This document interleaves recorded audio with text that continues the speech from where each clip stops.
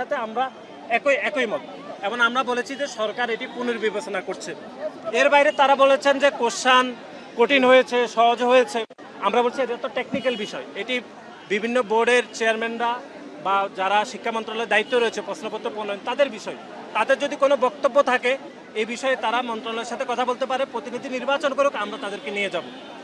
আমরা এটি তাদেরকে বলেছি। এখন তারা প্রতিনিধি নির্বাচন করে আসুক, আমরা বাংলাদেশ জাতীয়তাবাদী ছাত্রদল তাদেরকে সেখানে নিয়ে যাব।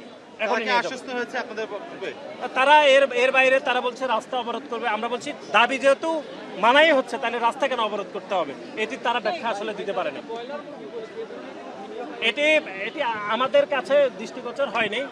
এটি মাননীয় শিক্ষামন্ত্রী বলেছেন যে তিনি তার মেয়েকে বলেছেন যে এখনকার বৃষ্টি বাদলে ভিজলে যে একটু ব্রয়লার মুরগির মতো উনি ওনার মেয়েকে বলেছেন, এটা উনি বলেছেন। এখন শিক্ষার্থীরা হয়তো এই কথাতে বিভ্রান্ত হচ্ছে বলে আমাদের মনে হয়েছে। ধন্যবাদ। থাকতে পারে, তো অনেক কিছুই থাকতে পারে। সেজন্য আমরা শিক্ষার্থীদেরকে সতর্ক করেছি যে বাংলাদেশ জাতীয়তাবাদী ছাত্রদল সহ আপনারা সকলেই জুলাই আগস্টে গণঅভ্যুত্থানে আমরা অংশগ্রহণ করেছি, স্বৈরাচার পতন করেছি। সুতরাং কেউ যেন পিছন থেকে কোনো উদ্দেশ্য হাসিল না করতে পারে সেজন্য তাদেরকে আমরা সতর্ক করেছি।